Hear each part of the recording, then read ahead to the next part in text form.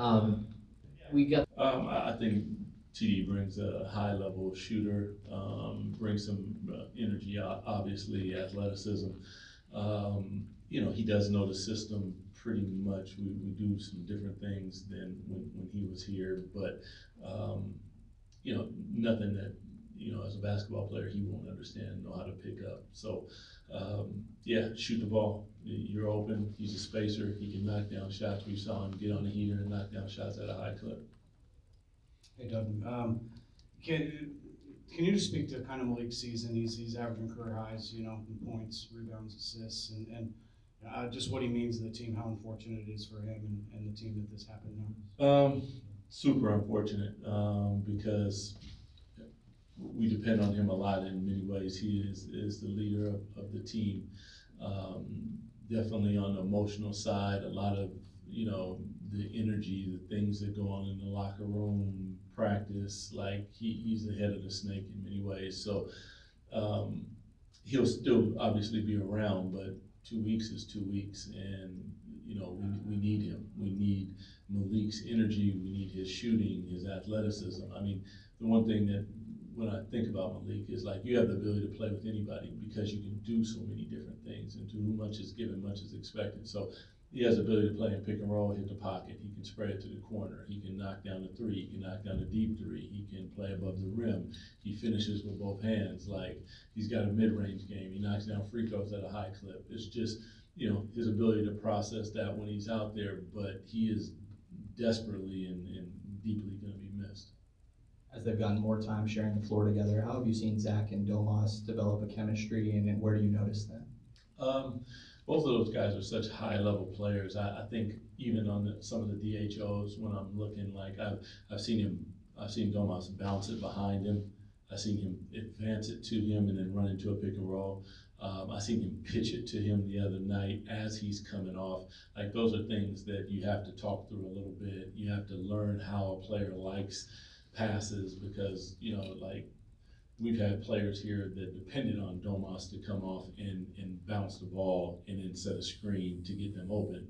And Zach is the type of player that, that's good, but he can also just get his own. So to watch them start to figure it out and then, Zach hit the pocket and then from there it's, all bets are off because Domas downhill has the ability to finish. He has the ability to spray the basketball. So it's good to see them continue to grow together, no doubt.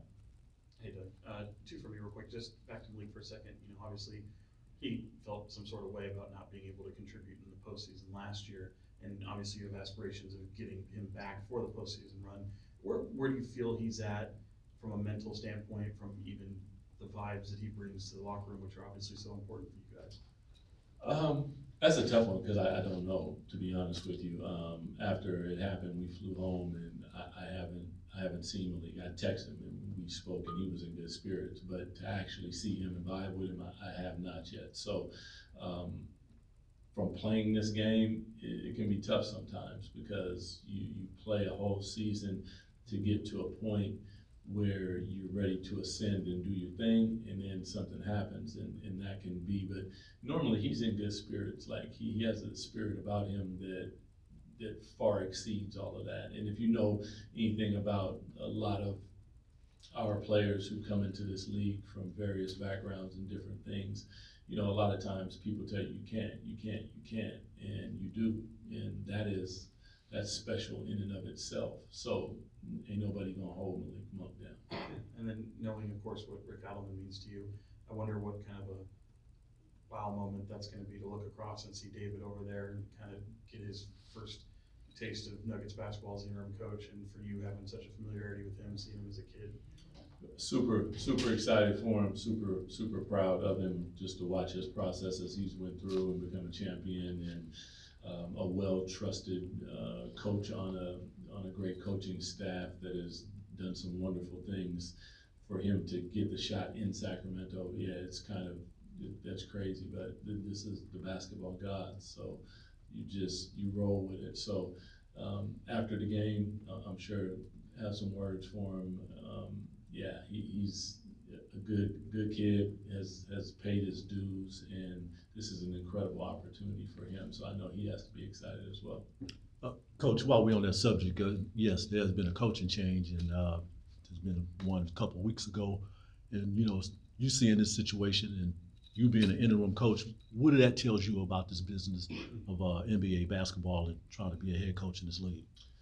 I mean, I don't think it says anything different than being a player. I mean, this is a tough business, man. I mean, this is not for the faint of heart, and it can happen to anybody. We've seen also, you didn't mention Luka getting traded. Like, this happens. Like, so you got to be about it, man. I mean, I understood that when you sit in the seat and you sit down.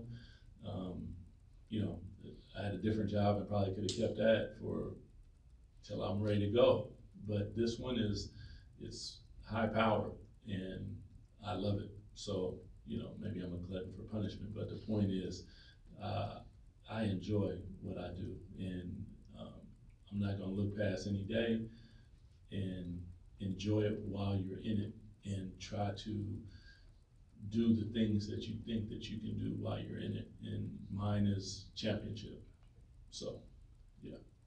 Doug, that other job you had, Jerry Reynolds is actually. Man, my guy. Unfortunately, I'll be working, but I would like to hear it because, man, an absolute basketball god. I love the man to death, man. He's big time. So yeah, wow. Okay, all right. Filling in for Katie. Oh, is he? Okay. I don't know if you can ever call Jerry a fill-in, first of all. So let's get that straight. But okay, yeah. Anything else? Thanks, everyone. Thanks, Coach. All right.